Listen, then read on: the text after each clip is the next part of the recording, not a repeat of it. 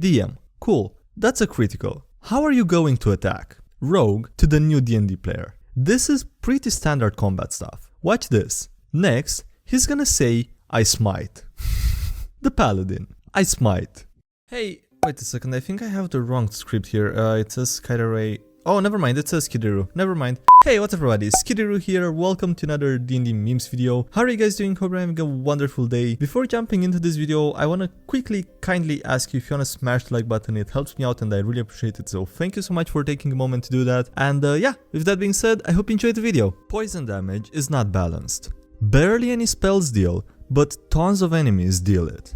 One player race getting poison immunity. No, that's overpowered. More than 500 monsters having poison immunity and almost 100 with resistance. Wow, that's so balanced.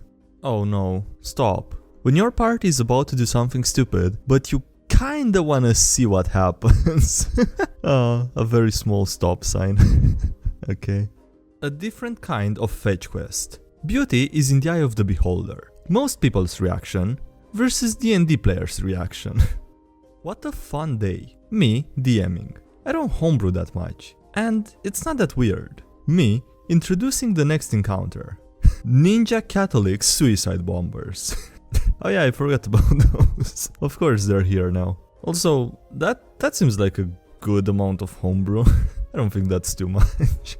I cast Speak to DM in private to ask why not just write a novel instead at 9th level. It's very effective. The game is called Dungeons and Dragons, right? Yup.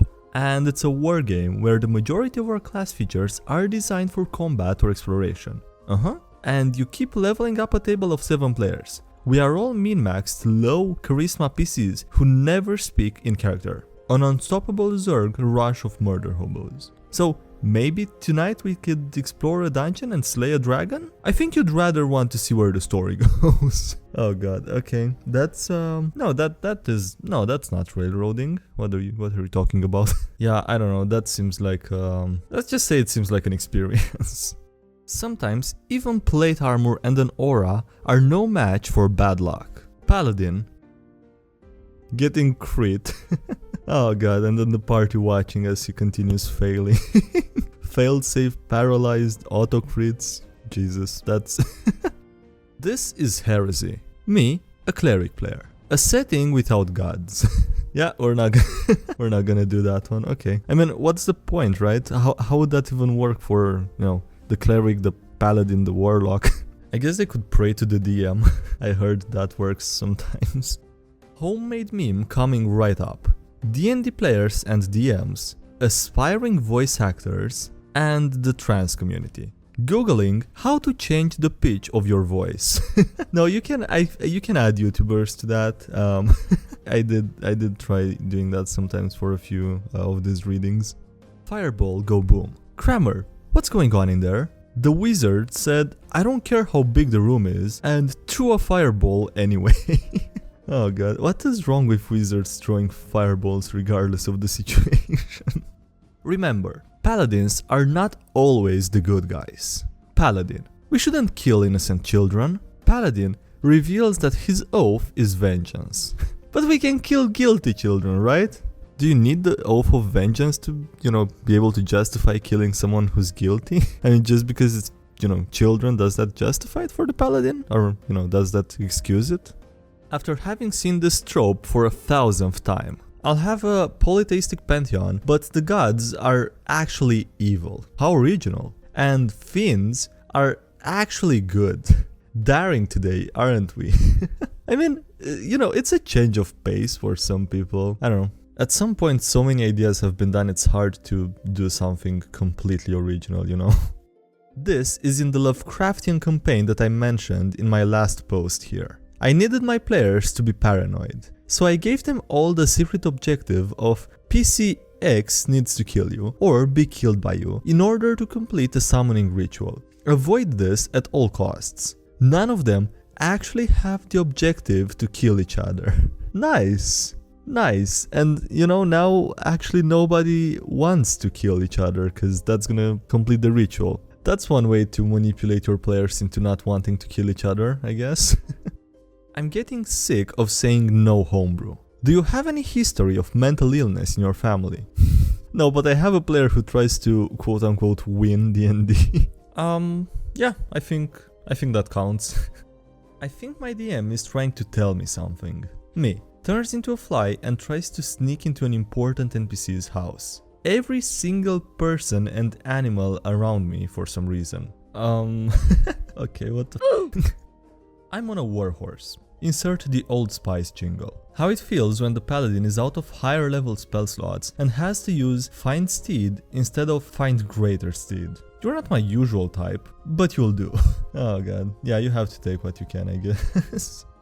Vengeful DMs hate this man. When the DM is out to get you, but your evasion saves are too strong. In 1945, a man survived the atomic blast at Hiroshima, dragged himself to an air raid shelter, spent the night, and caught the morning train so he could arrive on time at his job in Nagasaki, where he survived another atomic blast. Okay, I don't know if it's the evasion or his, rolling natural 20s on luck. Just don't make it sound like an anime plot. You're a level 1 warlock. You can't have a 20-page backstory being an adventurer. Well, my old patron dropped me, so, that explains how I got here. A love letter to D&D. Oh boy, this is a long one. Deep breath. When I was 13, I had briefly become live in the woods poor. My uncle came to UNC and took me to a hobby store where I discovered an Advanced Dungeons & Dragons 2nd edition, Player's Handbook. A game with no board. Infinite possibilities with only a book and some dice. When I was 14, I was house without electricity poor. In a dumpster, and by chance, I happened upon a full box of modules, dice, miniatures, maps, and campaign settings. A literal treasure hoard for someone who read books by flashlight and flushed the toilet with water from the neighbor's hose. That's, I do wonder who, or rather the context of those, modules and dices and everything being there. What happened for those to get in the trash?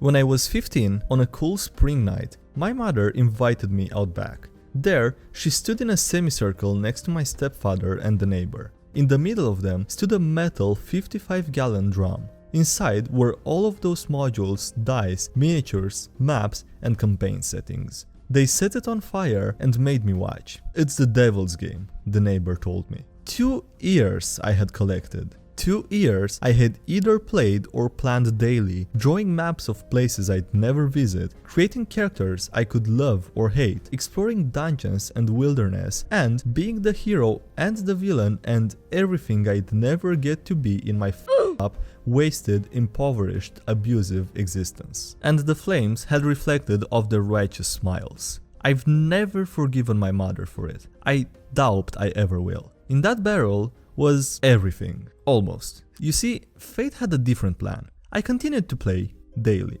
and I continued to plan daily, running covered games for my friends and hiding my maps. How? Well, friends. Amazing friends, in fact. They'd caught wind, and their parents were talking. Like severing a limb trapped under a rock, I ripped the cover off my original Player's Handbook that my uncle had bought me and put the cover on another source book. I took my first set of dice, like choosing which children I will save from slaughter, and I hid them. I hid them very well. I still have that Player's Handbook. There's a link to the photo at the bottom. That was 25 plus years ago, but the importance of that decision, of those friends who warned me, they can't be understated. Dungeons & Dragons was more than a game to me. It still is. D&D is an icebreaker. It's friends bonding. It's an invitation not only into someone's house, but into someone's mind. It's a powerful, creative, social experience. With a book and dice, we could fight dragons. We could overthrow future dystopias. Race through the streets on Tron bikes to untangle political espionage. Sail among pirates or among the stars.